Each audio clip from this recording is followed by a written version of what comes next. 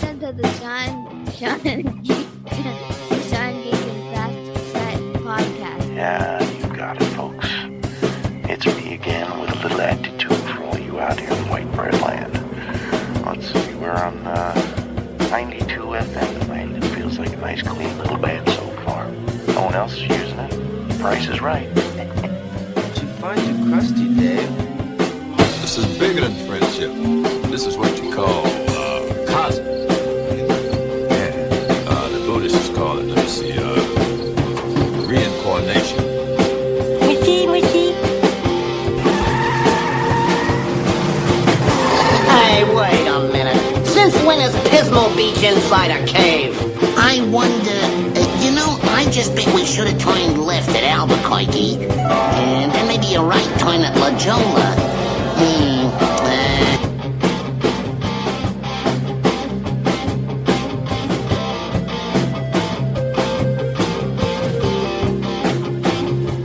Shush! Hush, please! Welcome to Geeking with Karen B.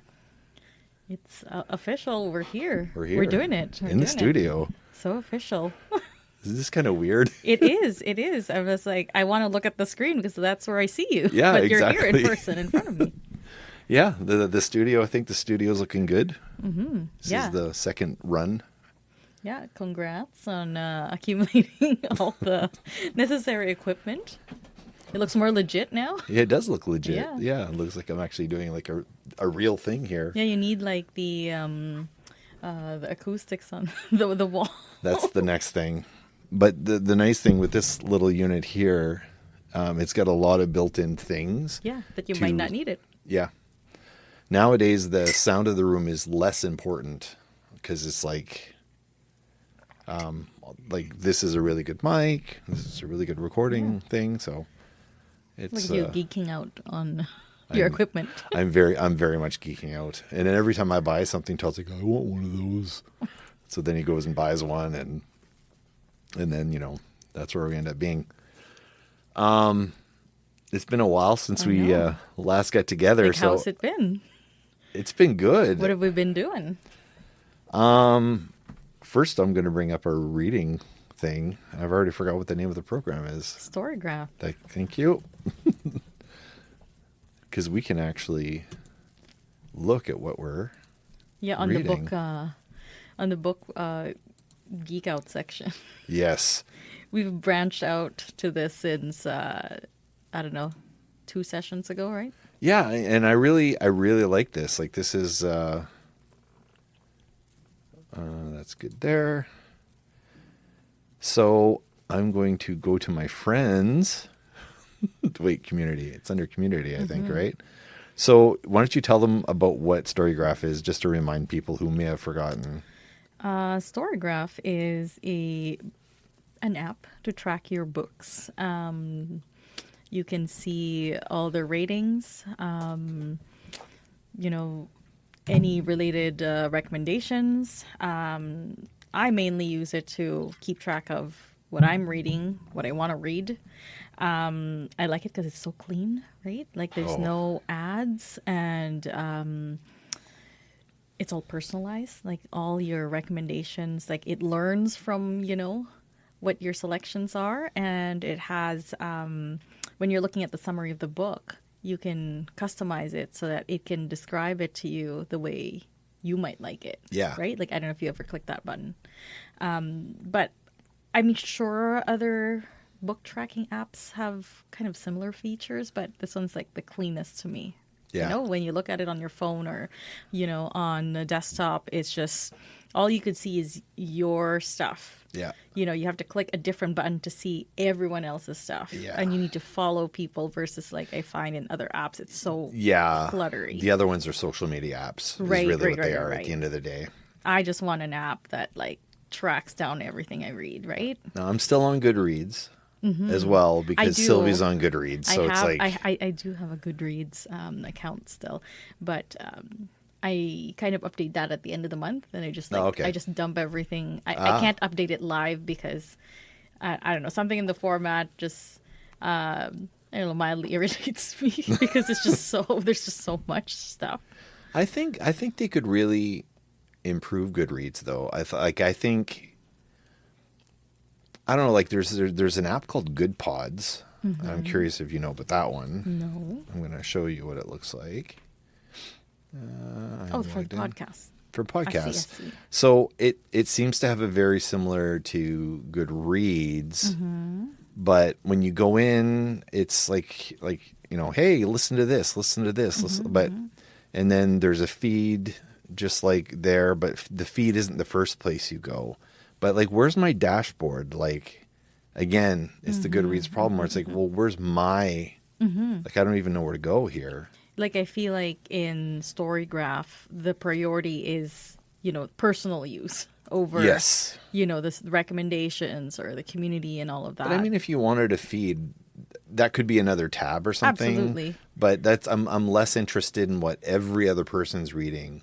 And that's why it's all a the lot time. quicker to log your books on Storygraph, because you just need to literally like sign on your page, open your page, click on your book, and then read, unread, or whatever, right? I keep checking to make sure it's recording. I'm like so paranoid. Because the last 2 recordings I've done, I was recording in 3 places and only one of them worked. So, sorry. Always good to check. Okay, so let's see what you got going on here. So currently reading... Two different things. Crying in H Mart and The Spear Cuts Through Water. Crying in... So I got to see what this is. Crying in H Mart. It's sad. It's a nonfiction. It's the author's retelling of, her experience. She's crying in the supermarket because she's remembering her mom that passed away. Oh. Yeah. It's heavy. It's it's shorter, way shorter than the other book for me, but like it's only 239 pages. That is but very it's short. hard because it's heavy. Oh. And it's like, I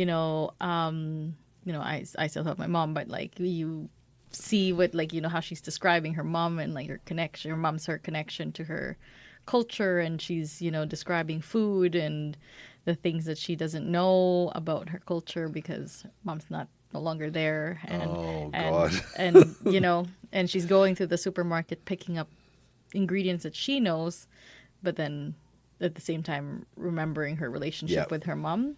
So it's through this supermarket that she's remembering, different memories with mom, which is very, very hard to read. So written. So when it says a memoir, is it a real memoir, or is it, or is this? It is okay. This feels like the Valerie Bertinelli book where I was just crying through the whole freaking thing. Well, yeah, so I made the mistake of bringing it to work so I can read it on my break, and I was like, I opened it, I was like, I don't think I can do this at work. Now the opposite of this is The Spear Cuts Through Water, which is fantasy fiction. It's its own thing, like it's a complete story. So there's no series, which is kind of rare in fantasy. It's like contained in one book, and it is a magical world. And you jump in there, and the writing style is like I already just confusing. had it. See, look how easy this was. I just looked at your book and I put to read. Yeah. Because I think I want to read this now. It looks interesting. But it's just like I'm the things that, like, how it tells the story is so different, and the world that it's like as it's unfolding is very magical. This is so. I'm just looking at the pace. So in Storygraph, you can get the pace of the book, plot or character driven, all this sort of stuff. Now it gave me a warning. It said there's some things in here that I don't want to read about. So I wonder what that is. See, it's interesting because you have that button, but I don't. You don't? I don't have that button. Oh, because I'm looking at your list. So that button's Yeah. coming up for me because I'm on yours. See, if you look at mine, Yeah. because there's a few things that I don't think I'm ready at this point to see kids being abused in books and stuff like that. So Well, that is there is none, but I am now concerned if you have that warning that I might encounter one. But like that's the thing when you pick up a form of art like a movie or a show, and you don't look much into it. Yeah. Like sometimes you could be, surprised with like scenes that you might not Yep. be interested in. Like a friend was saying, like she picked up this book, and they basically harm a dog for 3 pages. Oh, and God. she was like, she loved the book up until that point. That I think that part was like towards the end, but she was like, I hated this book for that, Yeah. section, and you don't really know about that because Yeah. that's not what the book is mainly about, right? Yeah. But I mean, it was 3 pages, and that's Is it necessary to narrate like someone, murdering a dog for like 3 pages? And I'm like, I don't even think I want to know what Yeah. book is that. And maybe to avoid, because you- I also don't want to read that. Did you ever read American Psycho? No. Don't. Okay. Because I mean, I read it because at the time, like I really like Bret Easton Ellis, Yeah. but I realize now the stuff I may have enjoyed in my 20s or stuff that might be traumatic or triggering was less triggering at the time. And I don't think I can handle him as a writer anymore, even though I've read all of his books multiple times back then. I don't know if I It's could. just like, I don't know, it's just hard to read. Like even like sometimes when you read like historical fiction where, you read about the things happening, apart from the usual stuff in the war, and like, Yeah. what happened to the women or the children, like those, and then you're just reading like history, right? And Yeah, so it's very surface. right, but it's still like not fun to read. Yeah. Like I read one of my more recent books. I read That you finished? yes, the Okay, storm I we read made. recently. That the storm we made is about the kind of like people from Malaysia, like they were invaded by Japan during, Oh, okay. and you're following this family's. See, look, I got a trigger warning here.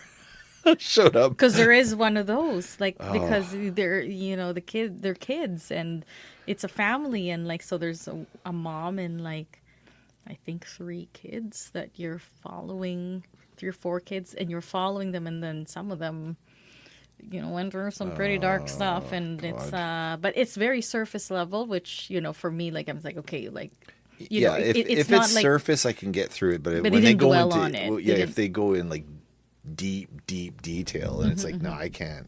no, it was like kind of like just hinted that like, okay, this Okay. is what transpired, so I didn't really, but it was still very, very See, sad. I can get through. I mean, I'd be upset, but I mean, Yeah. I wouldn't be plagued with nightmares for Right, right. It's just it's sad for a different reason. Did you read Yellowface or you? No, I'm gonna borrow that from you. Okay. Yes. Yeah. Yes. We'll bring that next time. Yeah, next time it should be good because I'll have polished off tomorrow. Yes. Which I'm reading right now, which is so far. I mean, I might be 100 pages in. I haven't updated it on Storygraph yet, but right now, like I can't put it down. I'm always thinking about it. I'm always like, they'll go through more stories. To the people who don't know about this book, like it is about there's gamers, yeah, there's friends, and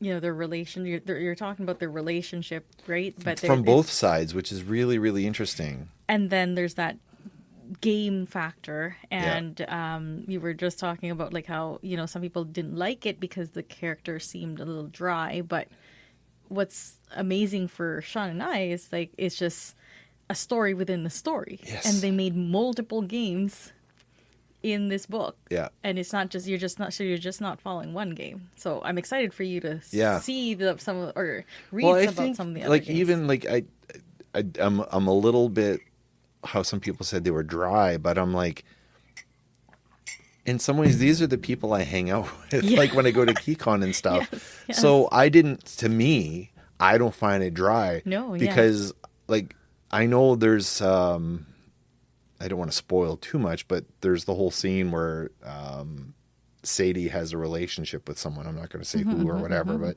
she has a relationship with someone, goes through a hard time with it, and we get to see it from her side, and then we get to see it from his side. Not the person in the relationship, but Sadie, The other and we get to see her friend, Yes. his view of it. Right. And I think by offering those two sides, it actually, to me, was held larger emotional weight. That because of that technique of writing or whatever. Yeah. Yeah. And these are people that, again, some of them are friends of ours. Yeah. And so I can totally envision this person as a real person. And, the actions, the dialogue is very real. Yeah. Yeah. It's I haven't been this excited while reading a book. Well, I guess I get excited about reading a book all the time. But similarly was when I was reading the oh my God, what the hell? Oh, forgetting the author's name. I should go to my list. Hang on. Read current reads to read. Where's my reds? Is that on this side? No, current reads. I read that. Or I think, do you go to your reading journal up there? Oh, there we go. I can't believe I'm forgetting the name of the... She's a recent one? Fairly recent. I read it before Babel. Oh my God, why? Oh, it's updating every time I update it. Here, say something, Karen. One Dark Window. John Stamos' book, Life Impossible. Life Impossible. Okay, sorry. It was his other book. Matt Haig's other book. The Midnight Library. Oh, yes, yeah. When I read that book, I could not put it down. I thought about it all the time. Did you read did I lend you The Life Impossible? No, but I did read the library. Yeah, Midnight Library. I have it upstairs if you want to borrow it. But I don't know. You're in the middle of a bunch of books, but whenever you want to read it. There's always a bunch of books. I was recently recommended this series that I think maybe would be right up your alley as well. Dungeon Crawler Carl. Apparently it's like anyone who's on a reading slump is recommended this book and instantly out. And it's this one here? Yes. It's funny because so by Matt Dinniman. When people see this, they're like, oh, a bit turned off. But there's newer covers of this. Yeah, because it looks like just a pulp, or not pulp, but current pulp with the standard sci-fi. Yes, and it's sci-fi. There's game-like stakes that are happening. My friend didn't want to spoil anything, but the world, the buildings and the people inside, it's this world where if you're in a building at a certain point, the buildings will collapse and go into the ground, and there's a dungeon, and this Carl guy's exploring it. And my friend really did not want to say much about it, but it's a very fast-paced she said type of book. She said her husband, who they've been together for 8 years, doesn't read. She's maybe he's read maybe 2 books their entire relationship. Picked up this book because again, people recommend, if you want to get out of your reading slump, read this book. And she said he read it so fast, maybe in 2 sittings. Because for someone who doesn't read. Right. And it's 446 pages. Right. Interesting. So, and there's, I think, 7 or 8 of them. So it's a series, an ongoing series. It's funny. There's, again, kind of gaming aspect because she said, this person's leveling up. So, okay. So you're watching him, or I guess reading him, go through his RPG game or something. That's the vibe that I got. But I feel like this would be right up kind of our alley, Well, I've added it to my list just now. Yeah, that's what this is for. That's what it's for. Now, the other thing that I read that you... I lent you so many books. You lent me so many. So let's go through my view all. Reading journal. So I just finished the saga of the Swamp Thing. The box set that has all of Alan Moore's run on it. And I think I mentioned this last time you and I talked. I'm I own a lot of Alan Moore, as you saw up in my library. Yeah. Like I own a lot, and I own most things, but I haven't bought. Like there's a few things I haven't bought of his, and this was one of them. Because I'm like, it's Swamp Thing. I don't know. Not the sexiest character, you know. No, it's not. Not like, much going on there, you know. But And I saw the Swamp Thing movie, the one from the 80s. Wasn't there another one? there was, and you know what? There is a DC one, a more recent adaptation, which I heard is kind of like an adaptation of this series. So I have not seen it, but I'm curious. So there's okay, well, maybe we can talk about the Sure, movie stuff because yeah. that might be interesting topic. But I mean, there's recency. Like I have a recency bias when I just read something. It's the best Yeah. thing I've ever read. Right. And right now, it's the best Alan Moore I've read. I did not expect it to be interesting because he's kind of a boring character in my mind because and just like when he's not dead, but when he's traveling with like the Phantom Stranger Yes. and all that stuff, I'm like, how the hell is that even going to work? And it totally works. Right. And then when he And you don't need to be like in book 3 or whatever to like it. Like Yeah. book 1 and you're just like, oh, the vision for this character is odd. It's like horror. It sends, But it's also, I did not expect a love story to Right, happen. it's a love story. And it's a good love story. It's a Yeah. really good love story. Yeah. And I was trying to, so here's the thing. I was trying to sell my wife on reading it before I gave it to you. And she's like, and I'm trying to explain, it's a love story. She goes, for the plant thing. yeah. For the plant monster. Like the whole- or whatever this is. However they have relations is Right, all bizarre. right.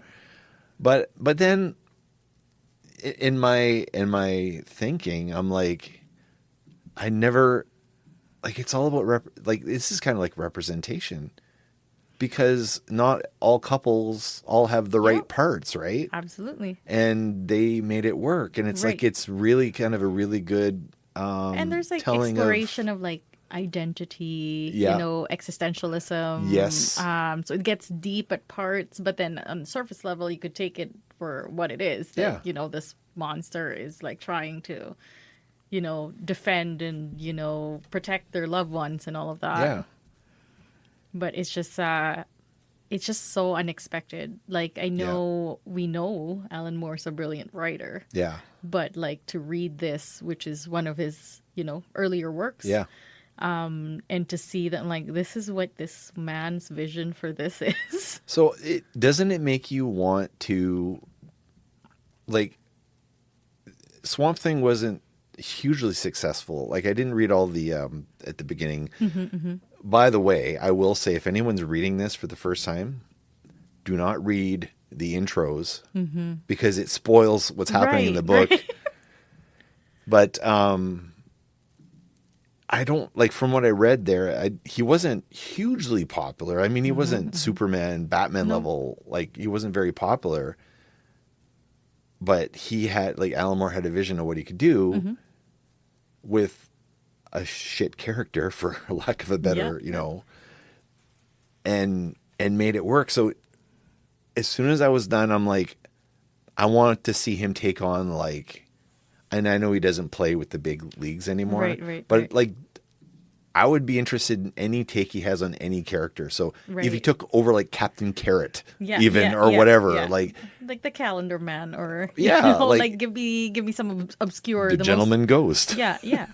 or whatever. Like I think, I think he could make it work, right? yeah, because I think I don't like I there's a book I have over there, and it's a you can't see it's behind. I should show it to you after though. Okay. It's a comic. It's a hardcover on how to create comic books, and it was released 70s, I guess, maybe 80s. And a lot of it looks at Alan Moore's work and breaks Alan Moore's work down on how he scripts how he works with his artist. So it really breaks down the writing side of it, because a lot of the comic book making books are about, well, how to frame your panels and it's kind of showing how to do the art thing, but not most of them don't explain the writing. And they actually have full scripts, or not full scripts, but like, you know, a page or two scripts of Alan Moore in there, and Because they it's break so it brilliant. down. Like the art was good. The like art was really good. That last book where it's now we're entering psychedelic Yes, sci-fi, yeah. where I'm just like, I had to like, you know, put it down for a second. I'm like, where am I now?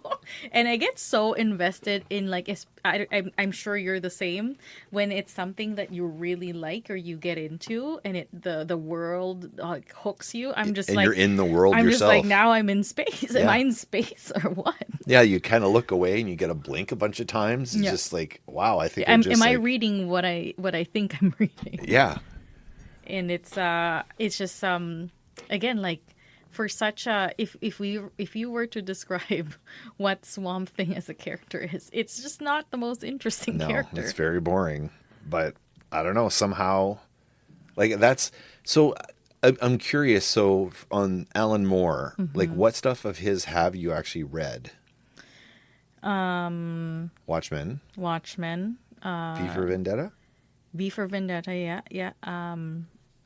Isn't The Killing Joke? He's in Killing The Joke, yeah. right. That's just popular. The Promethea, right? There's Oh, Absolute Promethea.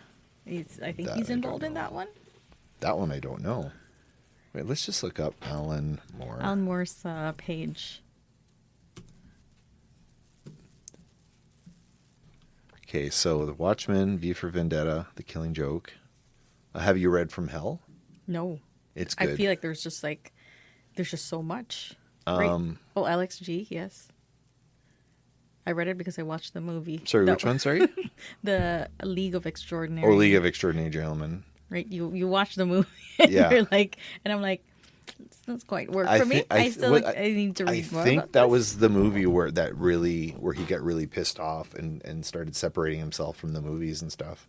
Have you read the books though? I read this one because I watched the movie and I was like, But just the first one? just the first one. Yeah. I have them all. Oh, you have them I all. own them all. Yeah. I was like, what is this about? You know, when you watch a movie, I'm like, I want this to work so badly because Well, it's this a sounds great so interesting. concept. Conceptually, it's fantastic.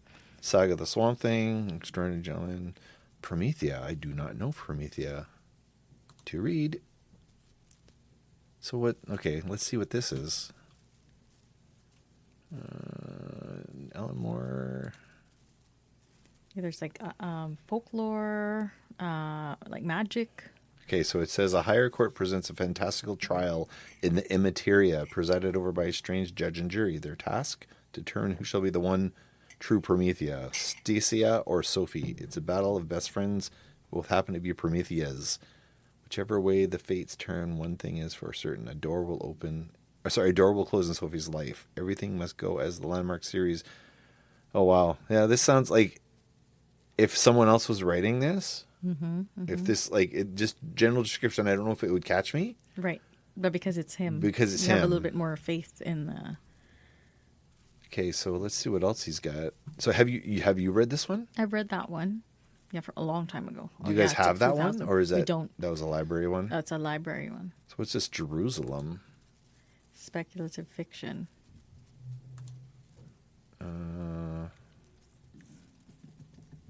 There's no description.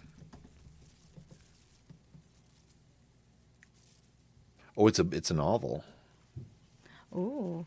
What happens if you click personalize Sorry, where personalized? Where's that? up there? Like beside who it's for. Oh, If you click on personalized. that, Oh. like it'll describe it to you. Oh. Based on like how it would like reference books that you've read that you liked. Wow. So That's it'll pretty do that. cool use of AI. On a side note, because this is a spec fic, I know that the Ravens and bookstore Yep. is doing some spec fic like nights on. Oh, okay. I think that's they're doing the readings of that, or like I don't know if it's a workshop. I should really like look into that.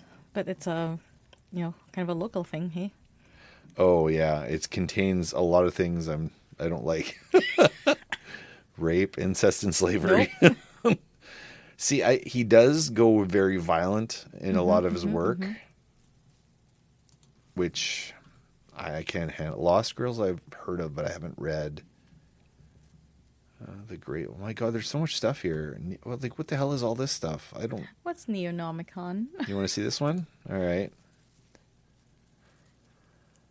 Dude. Oh, Lovecraftian horror. Bears and Lamper, Too Young and Cocky FBI. Okay. I'm adding this to my list. This looks as soon as Lovecraftian, then I'm in. To read. What a diverse profile, hey? Like just like the things that I know, right? right? Like you're not just seeing swamp things, right? Like for a lot of like some writers, you get stuck in, especially in the Yes. comic world, Oh, right? yeah. Like you're just writing about the same character. because Superheroes now- all the time. Right. The same character, the same superhero, but he's actually like has a very, very He likes a lot of different things. His top 10 was, I read the first, I get it from the library. It was interesting, but I think it's one of the things I don't think you can just read like a partial collection. Superman, Whatever Happened to the Man of Tomorrow. Did he do Miracle Man? Or Miracle Man hasn't shown up here yet. Okay, there's a lot more stuff than I was aware of.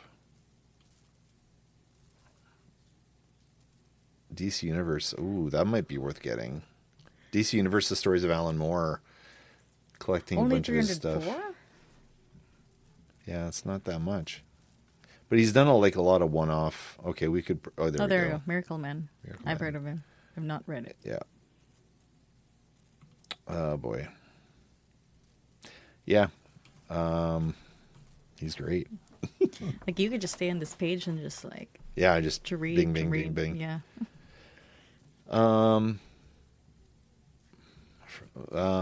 What else have I been reading? I'm trying to remember. There was something I wanted to bring up other than Swamp Thing. Let's see. Reading journal. Let's see. I finished reading Dungeons and Dragons Handbook. That's not something you Yeah. always hear. Pull of the Stars. I ran out of time. I borrowed it from the... From the library. Yeah. Emma Donahue. Yeah, what's we she talked write? about her last time. You had read one of hers, and it's just too dark for me. Room. Yeah. I remember. Yeah. It was just... Okay, I think I've caught up to where I am, where we talked about... And the local books that you've read. What's that? The local books that you've read, like the local Oh, authors. yes. Oh, yeah, because we didn't talk about that. So the Halls of the Turnip King was really good. That's one that you lent me. It's just like neatly drawn. Yeah. It really felt like... I don't know if you're familiar with Least I Could Do. No. The artist though is in she did like My Little Pony. Yes. And that's kind of why I was like, okay, now I'm excited. I'll just bring this up very... So Lara D'Souza is the artist on Least I Could Do, which is a webcomic.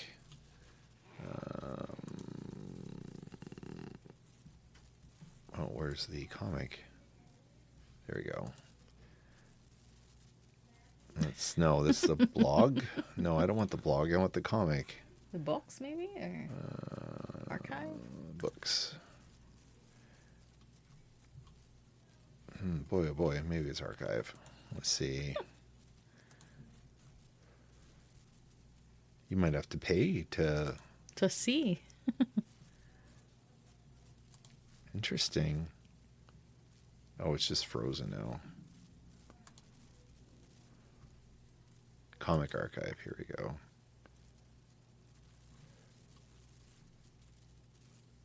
So here's the general art style. This is from 2023. So I know Lar. Some of the humor was very, very similar to Least I Could Do. Yeah. I would recommend this, I guess. At least I could do. But anyway, back to over here. There was a lot of similar humor, so I latched on right away, like some of the preposterousness about it. So Halls of the Turnip King, Winnipeg author, When Reluctant Elf Canadian Prince. artist, right? Yes. And she's drew. From Prince Edward Island or something, I believe. And her husband's also a comic creator, which I didn't dig into that yet. It was good. I really, really enjoyed it. Anyways, when reluctant elf prince Tatian Elfior is forced on a royal mission to a dwarven mine, all hope for peace and prosperity between the kingdoms hinges on one legendary vegetable, the turnip. Yeah. It's silly. It's kind of making fun of like a lot of D&D tropes and stuff. Right. Yeah, and she drew on her cover there. Yeah, she was present during the at the comic festival. Yes. And then she just like did a quick doodle, just in case we were doubting that she drew the whole book. You're like, no, you did. You totally did. I want to go back to your list here. Let's see what else you got going on. Yep. Read recently. You all. I'm just like, it's just, you always say that like my list is just very diverse. But I like that though. I go, I jump back and forth into like kind of like modern fiction. I sometimes do classical fiction, and then I'll do fantasy. Oh wait, so you finished the third Poppy War? I did. So I finished the whole trilogy, and I did not go where I thought it would. But it was still, it's very good. And then I think I factor in the fact that she's, the author was 19 when she wrote this book. And I'm like, I'm not doing much when I was 19, but this is all very, like very good stuff. Like just come up with a world. I think you'll find I hope this finds you well funny. Like when you go up. Oh, that one. Right away the cover brought me like. It's a kind of a work office comedy. Yes. So the premise is like the.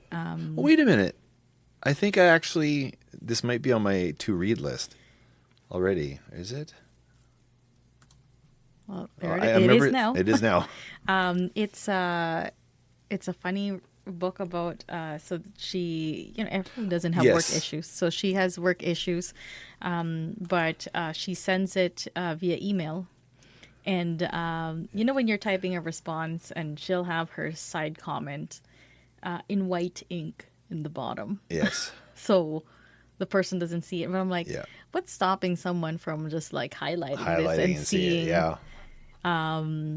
Like she will like respond to someone and like, for example, like we'll write like at the bottom, wipe that stupid grin off your face when you like, I would appreciate if you just like stop eating on the desk or whatever. So it starts off with that's her character, and then she gets caught. I mean, like, how long could you keep this thing? Like, so she forgot to change the font color. Preemptively sent an email with the insult in the bottom. Recall. Right. And there's just no way, right? Yeah. Like in online, when you send something out there, it's out there. It's out there. You can hit recall, but people have to agree to the recall. Right. But why would they do that? So, anywho, that's kind of like the premise of it. Like her navigating life after getting caught. You're still at work and something happens, and it's just now one of those like, oh my gosh, she's gonna get caught again type of thing. So it's just a nice like light, like funny read. I like those kinds.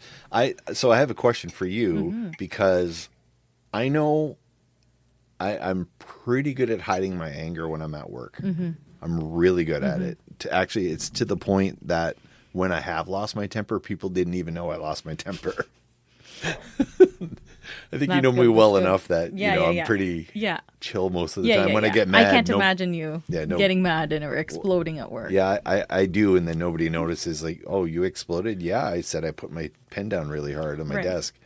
or whatever. Yeah. But every time when I'm really angry at someone, I type the email of what I really want to say. It's like journaling, right? Right. It's just like, okay, listen, if you did your job properly or If whatever, you like, only did this, yeah, and we would not have any problem. And then I edit it down, and then I edit it down again, and then I do a revision. So on those types of emails, it takes me about 4 or 5 tries to get it politically correct. Right. But my first one, I don't even try. It's like, I got to get this out of my system. Yeah. But now, reading this premise, what if I hit send before I did the revision, Exactly. So that's because for her, she Well, actually sends it. Why would you do that? You just want to get caught. Right. Or like deep down, you must want this person to know what you truly feel about them, right? You think about them. And she just forgot to highlight. It's one of those like, well, I'm in a rush type of response. And here's my, out of habit, I'll type my snarky comment. Yeah. And then I just forgot to change the font. So here we are. So crazy. So now, like, I remember seeing this in the bookstore, and I'm like, I don't know if I wasn't sure if I wanted to try it because I wasn't sure if anyone had read it. And the reviews weren't, I think the reviews were okay, but they weren't enough to bring me over the edge. I think I like it because it's just like I understand what this person is thinking and feeling, when especially I would imagine in an office setting, this happens quite often when there's like, you don't necessarily know the other person, your office mates, right? Yeah. Especially in big companies. Like I hear it from my husband, like, there's just someone in another department calling me. Yeah. And, after you end the phone call, you're just like judging them based on that interaction because you just don't know them. Very short interaction. Right. And especially over email, right? Right. Because, and that tone, it's like, no, the tone is fine. They just don't, they don't type the same way they speak. Right. And it's like there's no context to the person. You don't know what they're going through. And I think that this book explores that a little bit more, that like, in an office setting where you're not really forced to interact, everyone's just trying to navigate this, and sometimes you catch them on not a good day. Yeah. And so I feel like, it sounds, I feel like you'll like it. It's funny. I don't know. Right away, one of the songs I wrote when I was with Dome, called Pinprick, was about basically that. It was that general idea of someone who writes something online, but there's no context, so everyone reads it out of context. Right. The first time they read it out of context, he says something and he's not. The idea was the first time he posted something online, he just wrote something online, but everyone read it out of context and thought he was saying much more than what he said. And they proclaimed him a genius when he didn't. He wasn't trying to be genius. He didn't really say anything genius, but it got out of context, came out that way. But then I mean, the next thing also, he did. don't get me wrong, there are some, you should not be, calling your coworker names, and there's no other way to take that. Yeah. But sometimes you just keep that in your thoughts, and no need to say anything about that. But yeah. Okay, well, this one I've added. This is good. And you should read one of your books. One of the books that I borrowed from Sean is The Book of Doors. Yes. That one's a nice fantasy one. It's there's a book that created doors that will make a door to anywhere you want. Oh yeah, from if you like the Midnight Library. Yeah, it reminds The Invisible me very Life much of of that. Addie LaRue, Yeah. which I just bought, which I'm going to read right away. Oh. So I haven't read it yet. No, it's good. There's time travel Love it. factor. Like I find that like how I rate my books. So in the app that Sean and I use, like there's a rating scale, and I find if I enjoy it, the book's gonna get a 4 baseline. Yeah.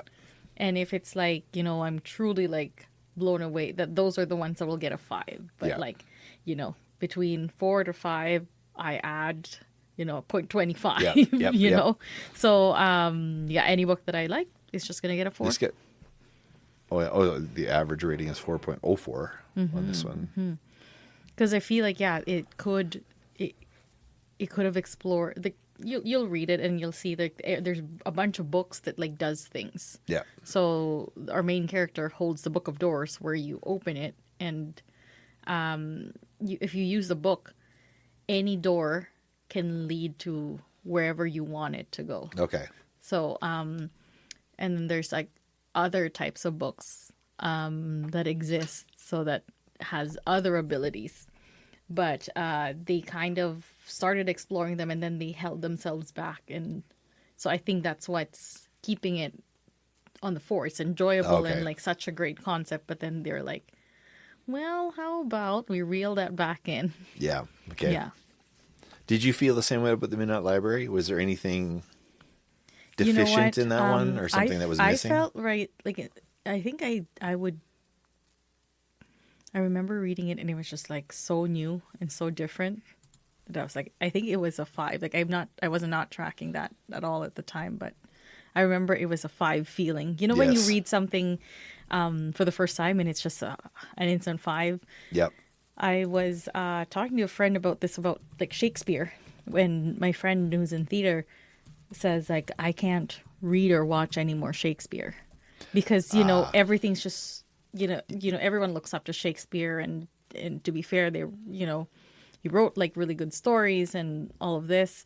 But it's just hard to read now. It's hard to appreciate it like now. Like, see, after you've read a whole bunch of similar-ish books, would this hold? Right. You know, yeah. Because I'm looking right now. I gave it a 5. Right. And I think I gave it a 5 at the time because I was just like, this is just brilliant. Like, this is such an interesting concept. It reminded me of, what's the Macaulay Culkin, is it the Page Reader? The Macaulay Culkin movie where, you know what I'm talking about? Like, there's books and then they're in the library and they're going on adventures with the... Yeah, we have the internet. Let's see. Macaulay Culkin movies. He hasn't done a lot of them. Pagemaster. Yes. That's what I was imagining. That's kind of the setup, but... Yep. We actually were supposed to be talking about Swamp Thing movie. Yes. So I'm going back here. So Swamp Thing movie. And now I'm curious if who has seen like the original Swamp Thing movie, and has anybody out there seen the original one? Was a Wes Craven, which is pretty interesting. Was it great? No, not really. But I'm just trying to see what's the new one. I'm sure there's a new one, right? There's a 2019 TV series. Oh, it's a TV series. I think in the old like DC channel. I think it was an HBO. But look how high the ratings are for that one. Oh, let's go back. Sorry. Because I heard that one's like very good. Wow, 92% on Rotten Tomatoes. Ooh, we can rent it for $2.99 on YouTube. On YouTube. Thanks. So it does. Okay, so it has Abby Arcane returns home to Marais, Louisiana, to investigate a deadly swamp-borne virus. When she develops a bond with disgraced scientist Alec Holland, after Holland tragically dies, Abby discovers a mysterious. Where can I watch this?